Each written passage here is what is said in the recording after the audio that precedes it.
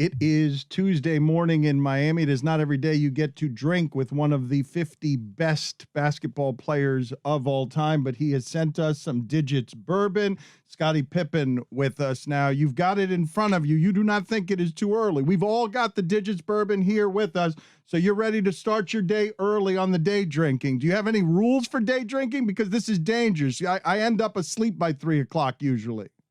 No, I don't really have any rules. Just take your time because it's going to be a long day. Okay, and tell us what it is that you're doing here. How did you get into the bourbon business? Are you a bourbon expert of some sort? I don't want to consider myself an expert, but I'm working towards that.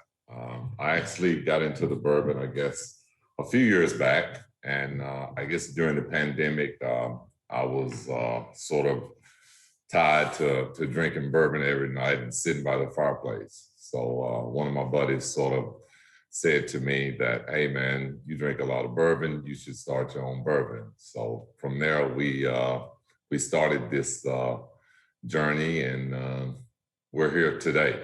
Had an opportunity to do this collaboration with Dave Finney, a world-renowned winemaker out of Napa. And, our meeting with Dave really hit it off. We had like a 6-hour dinner, and it turned into something very special.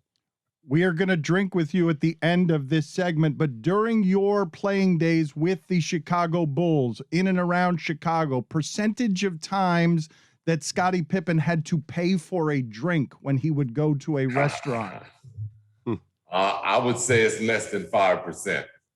It was pretty good living, right? It was pretty. It was great living. The Chicago restaurants, bars, they've always been huge fans and taking care of me. So I've never had a problem paying for a drink at a bar. Scottie, I'm guessing that's still the case, right? Today, correct? Yes, it is. It's definitely still the case, and forever. And now that we have Digits on the shelf, I'm really looking forward to some free drinks. He's good. Are we at the point where Scottie Pippen, if someone charges him for a drink in Chicago, is indignant? It's like, this is insulting to me. I haven't paid for a drink here since 2003. You know what? It's a new generation, so we got some younger bartenders out there, and some of them didn't really live through the 90s. So I'll accept paying a few times. What is your best or favorite Dennis Rodman story? Do you have a good one you can unleash beyond just how comfortable he was, totally nude in the locker room, just sitting in front of his locker before games? I mean, I don't think you have enough time for me to talk about Dennis, but I had some great memories with Dennis. I think one of my fondest memories is when we won our second championship, I think, or maybe it was the first.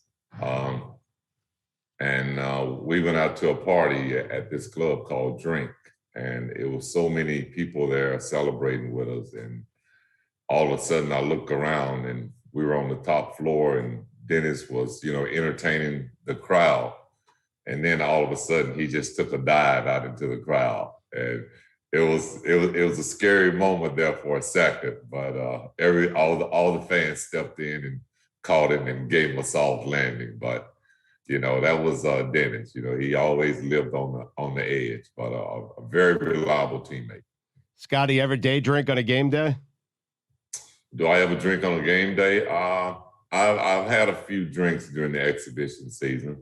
Me and Michael, we tested the waters a few times when we had some exhibition games. We knew we weren't playing too many minutes. So we may have a beer or two in the locker room before we go out. Are those stories true about Michael playing, 36 holes and 48 holes before a playoff game? Yes, they are true. I mean, Michael's an avid golfer, and he's been that way since his early 20s. I mean, since coming into the league. And it's a very addicting game for anyone who plays golf. It's more addicting than basketball. So I could see why it was a pull for him. And it's got a lot of people hooked. And Michael was a very very good athlete at that time. So he was trying everything, including baseball, remember? You must have stories, Scottie, about because the stakes were the gambling stakes were epic because he had what was described as a competition problem, right? That he was always competing with everything. He was rigging some of the games, right? The stories I believe are true where he would pay. Where are you getting some of these stories from? Have you been drinking too much digits this morning? I'm going to tell you one of the stories. You know it to be true. He would get the bag attendants at the airline. He would pay them so his bag would come out first, and he would win money from suckers who didn't know he was doing that because his bag would come out first. And I think that the stakes had to be crazy when he was gambling with you guys. It had to be a great deal of fun. And I was wondering if you were involved in those, if they made you sheepish at all. The stakes got too high. I'm gonna go against that and say that Michael Jordan had his own beautiful bags. At this time, we didn't have team bags. So when you saw a bag come off and it had a jump man on it, I'm sure for the guys working at the airport, that was the first bag that they grabbed. So he had an advantage, but I don't think it was something that he intentionally did. It was just something he was. It was a knowing thing that he knew that people was going to jump on his bag. Are there many things, Scott? But yes. I will say that he cheated on a few of his bets. Thank you. All right. Thank you. There you go. That wasn't hard, Scottie. Just not the one we were talking about, but on others, he might have been capable of that. Were you somebody, when you look back, Scottie, 30 years, knowing what you know now, what kind of advice would you go back and give yourself about enjoying it and appreciating that maybe you might not have done at 25 because you didn't know any better? Well, I mean, I don't regret anything. I think I've had a great life. You know, I don't want to change nothing because you don't know what's going to happen. But I mean, I think I've had a great landscape in my life. I didn't really draw it out this way. I sort of dreamed of, playing someday in the NBA. And, lo and behold, I played in Chicago with the greatest player, the greatest coach, the greatest GM. So I was blessed through a lot of things. Why would I want to go back and change it?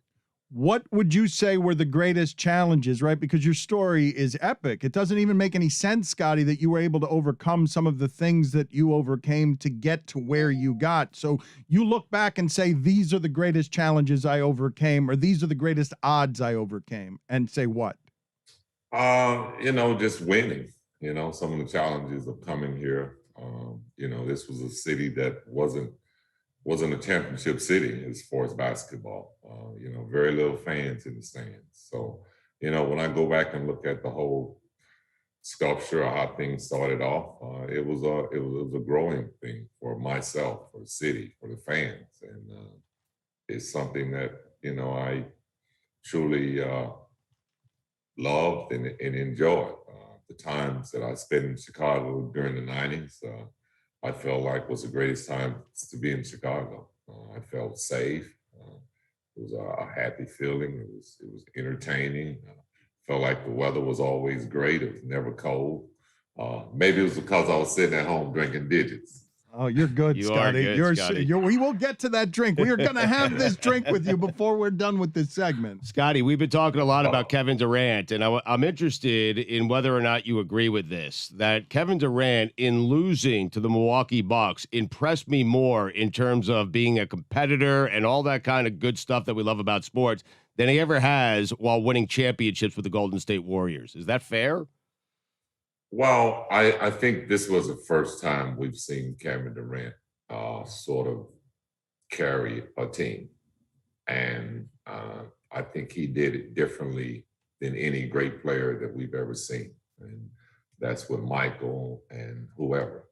But I think we ultimately saw that he has to learn to be a better teammate, to use his talent to play winning basketball.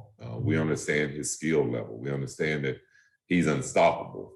But when you start going into overtimes and fatigue setting in, then you understand team basketball is more important than any individual's success. Now, he had a heck of a game, but I think any basketball aficionado would know that an individual is not going to beat a team. And his fatigue just continued to wear down in the game. And he was a heck of a player.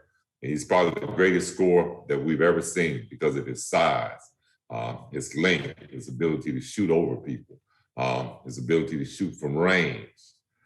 But when you're playing against a team that plays good team basketball, and what Milwaukee Bucks was able to do in that overtime, it showed the difference as to why the better team advanced and not the better individual. Is Kevin a better offensive player than Michael Jordan was? Why would you ask a question like that? You're playing, you want to know, I wanted you to ask me this. Oh, no. Why don't we compare Kevin Durant to George Gervin? Why don't we go back 30 or 40 years? And you can throw Michael in there, but I'm not going to name Michael. Okay. George Gervin, slender, score, handle, had it all. But guess what he had to play against? Physicality of the hands, the forearm. Kevin Durant don't play under that stress.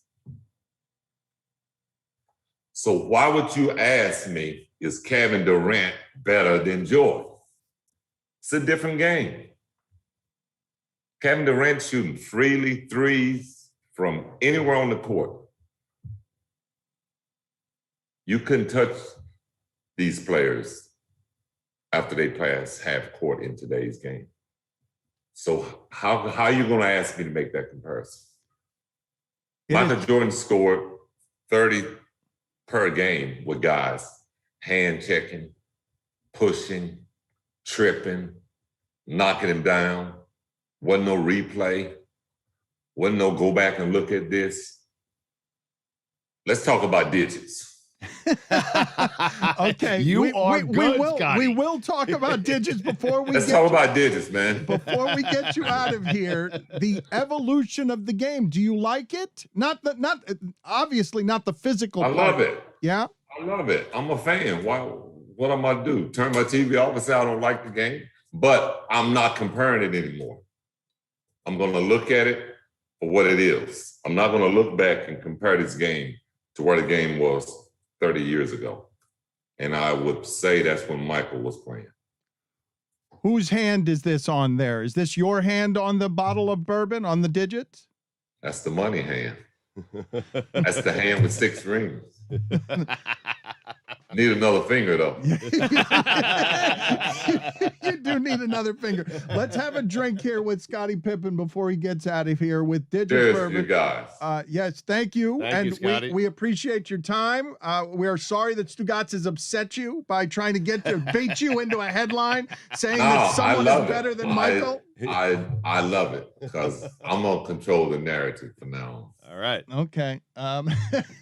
Now you've decided. I love digits. He is going to control the narrative from now on. So thank you, Scottie, for being on with us. Digits Bourbon.